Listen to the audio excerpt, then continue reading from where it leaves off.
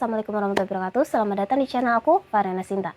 Terima kasih buat kalian yang udah nyempetin waktu buat mampir ke channel aku kali ini. Dan aku juga mau ucapin banyak-banyak terima kasih buat kalian yang udah subscribe aku. By the way guys, aku berharap kalian semua dalam keadaan baik-baik saja dan tidak kekurangan suatu apapun juga. Oke guys? Dan di kesempatan kali ini, aku akan mencoba membawakan sebuah cerita yang dimana cerita ini tuh sebenarnya sempat viral di beberapa tahun yang lalu. Yang dimana menceritakan hantu santriwati yang berubah menjadi hantu dan juga meneror gitu loh di pondok pesantren tempat dia sebelumnya menimba ilmu untuk membalaskan dendamnya. Kalian tahu guys siapa yang aku maksud? Dan gak perlu berlama-lama lagi, mari kita langsung eksekusi videonya. Seorang santriwati yang bernama Herlina, yang kala itu sebenarnya Herlina ini tipe orang yang dikenal sebagai tipe yang cantik, baik, ramah, dan juga suka membantu gitu loh sesama teman. Tapi guys, nggak semua kebaikan seseorang itu juga diterima baik oleh manusia lainnya. Sama seperti Herlina ini, dia ini berbuat baik, tapi tidak diterima dengan baik oleh sesama santri yang lain. Si santri yang lain atau teman-temannya ini berpikir bahwa kebaikannya Herlina ini tuh hanya palsu gitu loh, hanya untuk mencari muka saja. Yang berujung bahwa teman-temannya si Herlina ini mengucilkanlah si Herlina ini. Jadi kayak keberadaannya si Herlina ini kayak dianggap ada dan tiada. Hingga pada titik si Herlina ini kayak merasa dia itu kayak pengen gitu loh diperhatiin. Karena kan emang dari teman-temannya juga mengucilkan gitu kan. Jadi kayak dia tuh nggak ada teman, kayak bener-bener si dikucilkan itu gitu loh. Jadi si Herlina ini berinisiatif lah gitu loh, mencuri sebuah batu akik milik kiai, yang dimana kiai tersebut seorang pengajar di pondok pesantren tempat dia menimba ilmu. Tujuannya apa guys? Hanya untuk mencuri perhatian. Dia itu nggak mencuri karena butuh, nggak mencuri karena emang dia punya penyakit, tapi hanya untuk mendapatkan perhatian dari orang-orang di sekitarnya dia aja guys. Ya karena Herlina ini merasa dirinya itu nggak diperhatikan, kayak bener-bener antara ada dan nggak ada gitu loh. Tapi naasnya ketika si Herlina ini tengah mencuri batu akik ini, dia justru dipergoki oleh santri lain yang nggak sengaja melihat dia nih pas banget lagi ngambil si cincin batu akik tersebut. Melihat kejadian ini pun si santri ini langsung melaporkan gitu loh kepada si pengurus pondok. Si pengurus pondok pesantren ini yang mendengar hal tersebut pun kayak berniat untuk memberikan hukuman kepada si Herlina dan juga melaporkan hal tersebut kepada sang kiai, yang dimana sang kiai ini adalah si pemilik batu akik tersebut. Tetapi guys, karena merasa ketakutan dan juga malu karena telah dilaporkan dan juga akan dihukum nih, si Herlina ini pun memutuskan untuk pergi dari pondok pesantren. Naasnya adalah ketika Herlina ini dalam pelarian dari pondok pesantren ini, ternyata di tengah jalan dia tertabrak atau mengalami kecelakaan, yang dimana dia ini seketika meninggal di tempat guys. Pihak pesantren tidak mengetahui nih guys, kalau misalnya si Herlina ini mengalami kecelakaan waktu dia mencoba melarikan diri dari pondok tersebut. Orang tua Herlina yang mengetahui mengenai kejadian anaknya ini dan juga tidak terima gitu loh tentang kematian si anaknya ini, akhirnya memutuskan untuk mendatangi seorang dukun sakti yang terkenal di daerah mereka. Orang tua Herlina ini memutuskan untuk membalaskan dendam gitu loh kepada pihak pesantren yang dimana tempat si anaknya ini menimba ilmu. Pada akhirnya, dukun tersebut pun mengirimkan sosok yang menyerupai Herlina ke pondok pesantren itu. Tentu guys, dengan harga yang sudah disepakati. Jadi dukun ini membuat Herlina kedua gitu loh. Tapi ya gitu, pasti ada bayarannya dalam setiap tindakan kan.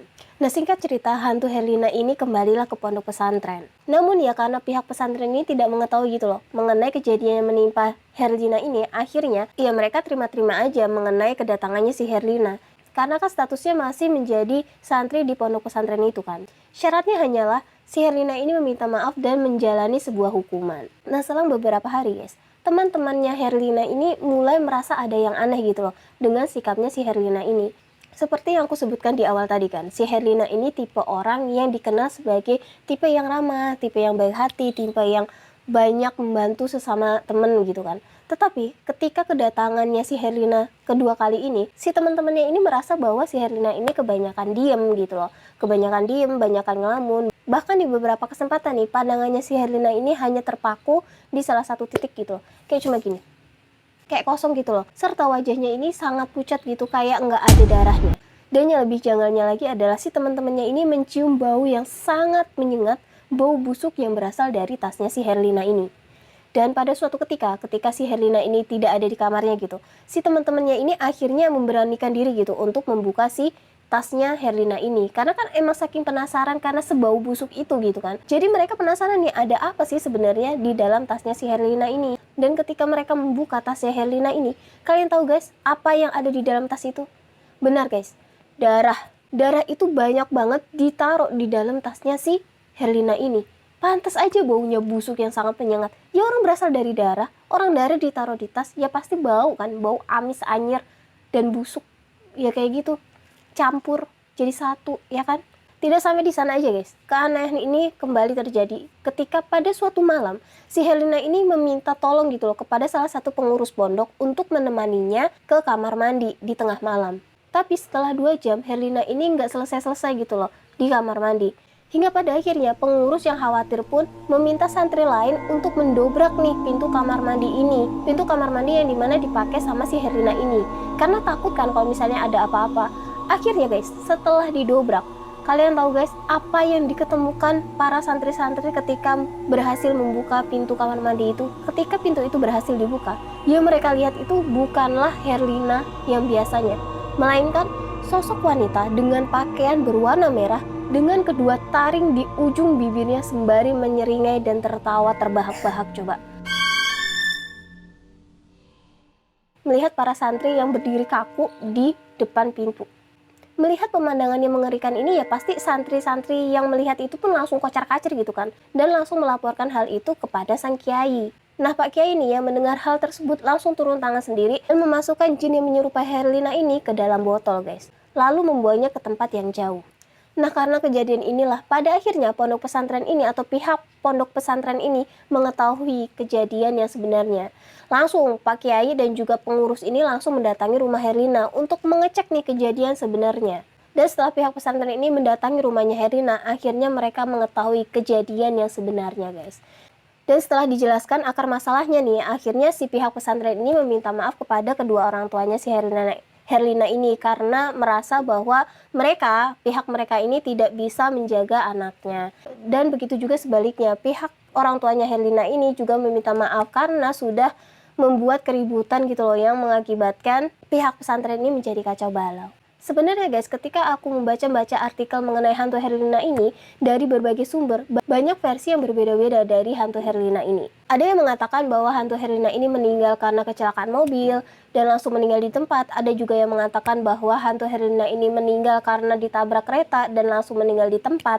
Ada juga yang mengatakan bahwa ketika meninggal ini dan diketahui sama pengurus yang kala itu mencoba untuk mengejar Herlina, tapi pengurus ini tidak mengatakan kepada pihak pesantren ataupun pihak keluarga. Jadi karena takut dan juga merasa bersalah juga, nah si pengurus ini mencoba untuk menguburkan sendiri nih si Herlina ini tanpa memberitahu kedua belah pihak ini, yang mengakibatkan si hantu Herlina ini tidak tenang gitu loh, dan akhirnya melakukan balas dendam kepada pondok pesantren ini. Ada juga versinya yang mengatakan bahwa sebenarnya hantu Herlina ini sempat melukai beberapa korban gitu loh, santriwati yang berada di pondok pesantren itu. Ada juga yang mengatakan bahwa hantu Herlina ini membalaskan dendam kepada orang-orang yang dulunya membuli dia gitu loh semasa hidupnya. Tapi guys, dari beberapa artikel yang aku baca, bahkan hingga saat ini nih, sampai detik ini, ada satu hal yang membuat aku kepikiran. Kenapa Bapak Kiai ini membuang botol itu ke tempat yang jauh? Kenapa nggak dikubur aja? Gimana kalau misalnya nanti botol itu malah ditemuin sama orang yang lagi gabut, terus tiba-tiba ngebuka itu si tutup botolnya itu, dan terus si hantu Herlina ini yang udah susah payah dimasukin ke dalam botol, lepas lagi gitu dong? Atau gimana guys? Bagaimana menurut kalian mengenai kisah hantu Herlina ini? Dan hal yang bisa kita pelajari kali ini adalah jangan terlalu cepat menilai sesuatu. Cek dulu nih apa yang sebenarnya terjadi dan bagaimana sikap kita yang seharusnya, agar tidak menimbulkan kerugian juga kepada orang lain. Dan juga guys, selalu tuluslah ketika kalian melakukan perbuatan baik. Dan selalu bersikap positif kepada perlakuan seseorang gitu loh guys. Jangan selalu berburuk sangka. Karena nih ya, kadang-kadang penjahat itu bermula ketika perbuatan baiknya ini nggak pernah diterima baik oleh sesamanya.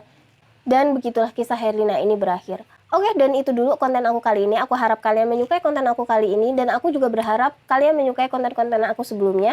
Dan bagi kalian yang udah subscribe, aku mau ucapin banyak-banyak terima kasih. Dan bagi kalian yang belum subscribe, please banget jangan lupa subscribe. Jangan lupa untuk klik loncengnya agar kalian tahu kalau misalnya aku update video terbaru. Dan bagi kalian yang memiliki saran ataupun ide-ide ke depannya kita akan bahas apa, jangan lupa tulis saran kalian di kolom komentar agar aku juga bisa baca-baca di sana. Dan guys, selalu aku ingatkan untuk selalu berikan komentar yang positif agar kita bisa membangun channel ini untuk menjadi lebih baik ke depannya. Dan segitu dulu konten aku kali ini. See you di next video selanjutnya guys. Bye-bye.